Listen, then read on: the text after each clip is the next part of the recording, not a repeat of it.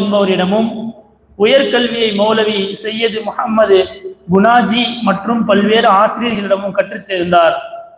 இவர் ஒரே வருடத்தில் குர்ஆனை மனனம் செய்தார். ஆலிம்களையும் மகான்களையும் உளமாற நேசித்தார். எங்காவது சென்றால் அங்குள்ள ஆலிம் பெருமக்களின் சபைக்கு சென்று கல்வி மற்றும் ஆன்மீகம் சம்பந்தமான விஷயங்களை செவிமடுப்பார், அவர்களுக்கு வெகுமதி அளிப்பார். ஹஜரத் ஹாஜா முகமது மாசூம் ரஹ்மத்துல்லாஹி அலைஹி மற்றும் அவரின் மகனார் சைஃபுத்தீன் ரஹ்மத்துல்லாஹி அலைஹி ஆகியோரிடம் ஆன்மீக ஞானத்தை பெற்றார். இவர் வைகரி பொழுதில் எழுந்து தஹஜ்ஜுத் தொழுதுவிட்டு பள்ளிவாசலுக்கு சென்று ஃபஜ்ருடைய பாங்குக்காக காத்திருப்பார். பாங்கு சொல்லப்பட்டதும் சுன்னத்தை தொழுவார். அதன் பின் ஜமாத்துடன் சேர்ந்து ஃபர்லை நிறைவேற்றிவிட்டு குர்ஆன் ஓதுவதிலும் ஹதீஸ்களை வாசிப்பதிலும் ஈடுபடுவார். அல்லாஹ்வுடைய ஆற்றல் எண்ணெய். அல்லாஹு தஆலா தேங்காய், வேர்க்கடலை, சூரியகாந்தி, கடுகு முதலிய எண்ணற்ற தாவர வகைகளை படைத்துள்ளான். இவையின் மூலம் பல வகையான நறுமணமிக்க எண்ணெய் வகைகள் நமக்கு கிடைக்கின்றன. உணவுக்கும் மற்ற பல தேவைகளுக்கும் இவை பயன்படுத்தப்படுகின்றன. இந்த தாவரங்களில் எண்ணெய் தன்மையை வழங்கியது யார் என்பதை நாம் சிந்தித்தால் அல்லாஹ்வுடைய ஆற்றலை விளங்கலாம். ஒரு ஃபர்லை பற்றி, நோயாளியின் தொழுகை. நின்று கொண்டு தொழுதிடுங்கள், இயலாவிட்டால் உட்கார்ந்து கொண்டு தொழுதிடுங்கள், அதற்கும் இயலாவிட்டால் படுத்த நிலையில் தொழுதிடுங்கள் என அனல் நபி ஸல்லல்லாஹு அலைஹி வஸல்லம் அவர்கள் கூறினார்கள். நூல் புகாரி. ஒரு சுன்னத்தான விஷயத்தை பற்றி, துஆவின் போது கைகளை உயர்த்துதல்.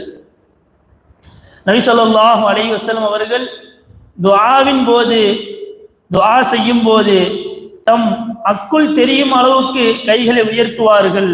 நூல் புகாரி. துஆ செய்யும் போது நம்முடைய அக்குள் தெரிகிற அளவுக்கு என்ன செய்வாங்க?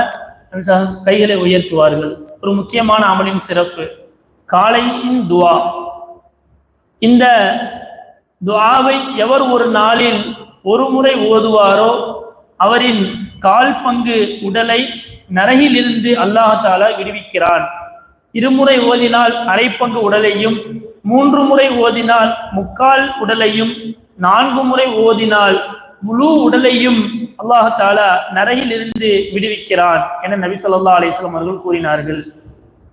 அல்லாஹும்ம இன்னி அஸ்பஹ்து உஷ்ஹிதுக வ உஷ்ஹிது ஹமலத அர்ஷிக வ மலாயிகதக வ ஜமீஅ ஹல்கிக இன்னக அன்தல்லாஹு லா இலாஹ இல்லா அன்த வ அன்ன முஹம்மதன் அப்துக வ ரசூலுக். யார் இந்த துஆவை 4 முறை ஓதுறாங்களோ அவங்களுடைய முழு உடலையும் அல்லாஹ் தஆலா என்ன செய்யறான்? நரகில் இருந்து விடுவிக்கிறான். நூல் அபூதாவுத். ஒரு பாவத்தை பற்றி, பொய் சத்தியத்தின் கேடு.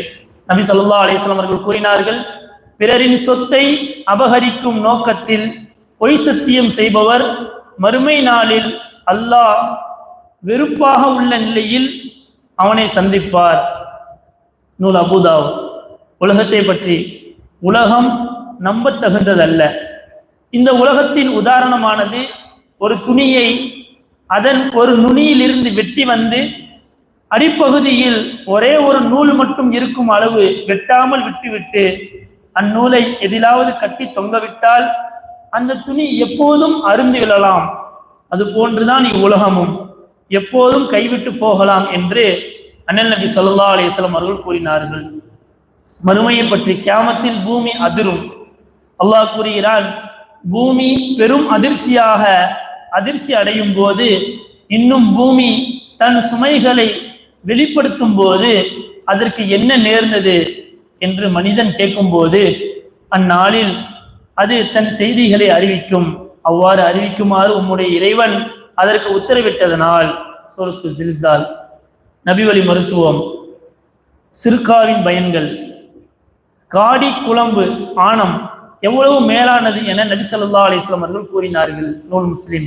விளக்கம், இது மண்ணீரலின் வளர்ச்சியை தடுக்கிறது, உடலில் வீக்கம் ஏற்படுவதையும் தடுக்கிறது, உணவு ஜீரணமாகிறது, இரத்தம் சுத்தமடைகிறது, பருக்கள் கட்டிகள் நீங்குகின்றன. குர்ஆனின் அறிவுரை. அல்லாஹ் கூறுகிறான், இறை விசுவாசிகளே, நீங்கள்